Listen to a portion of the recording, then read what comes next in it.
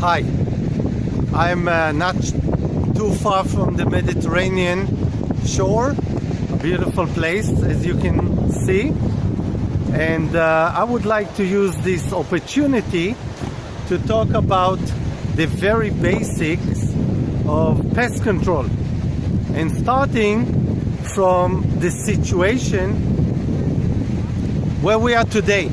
We is not biofeed, we is the human race, people, countries, and also companies, technologies. So let's start by describing what we have and what are the challenges. So the status today is that when we look at pests such as mosquitoes, we're talking about 1 million people every year that die due to illnesses such as viruses that transferred through mosquitoes, malaria, for example. We're talking about 500 million people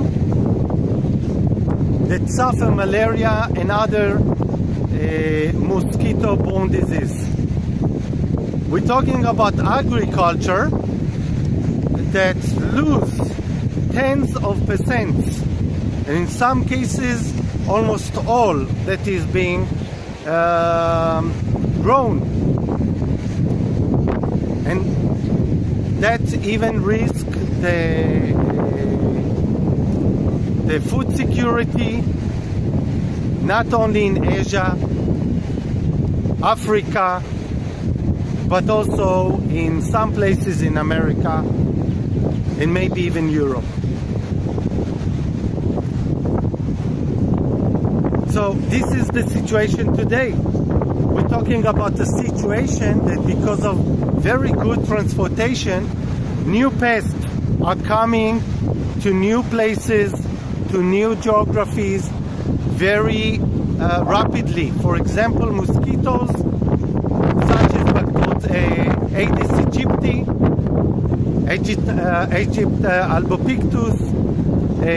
albopictus, that were not existing in other places such as America, are there transferring all kind of sicknesses. Fruit flies, moths, and others are going from one place to another, and that is a huge problem that is just going to increase with time. We see more and more pests that show resistance to chemicals that we spray, but also to genetics plants such as BT, cotton, and others. We see a very clear approach of the population that requires less and less chemical residues and better produce.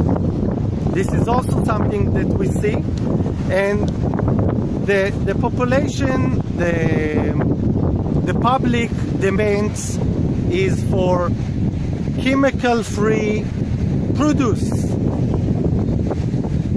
but also high quality without any larva or caterpillar or fruit that really looks good.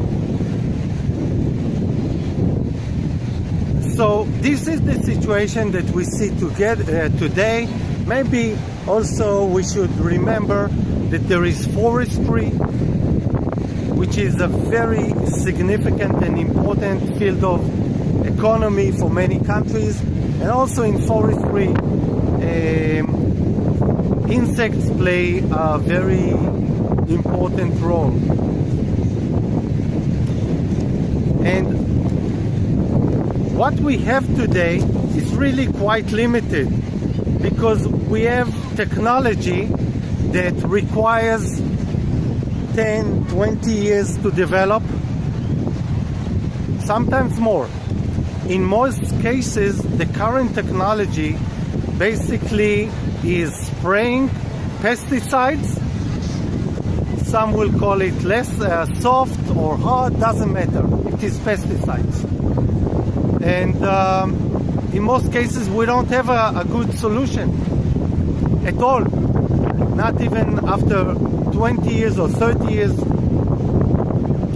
So the time frame is very long, while every year we have new additional pests attacking us. The cost of development is increasing. It is in the frame of $200 million, $300 million for a new molecule, for a new solution.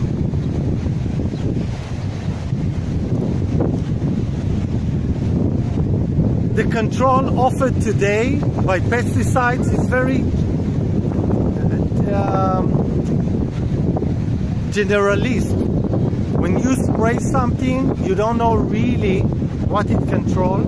You don't know really the results and what it will affect.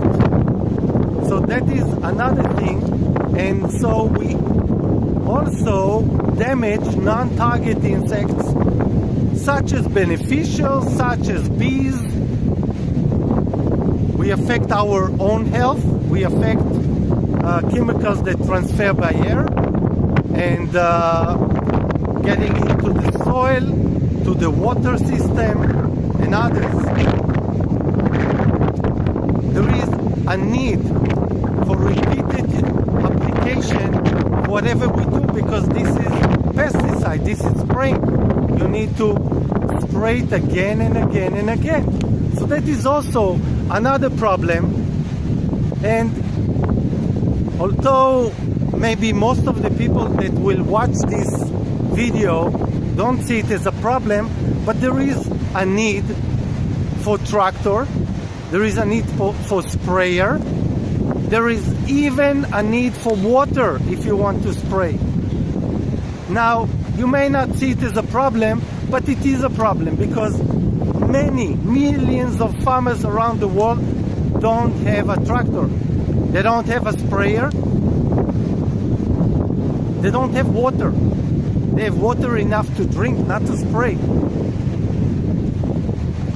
And many of them, millions of them, live in areas such as the tropics, where it rains sometimes once a week, sometimes more often. And so to expect them to spray after every rain is also a problem, a huge problem. This is something that we cannot expect. It didn't happen until now. It will not happen in the future. So these are the problems that we, the human race, Homo sapiens, is facing. If we want to make the future better than it is, we should change it. We should make things differently. And this is what I'm going to talk about next time. Bye-bye.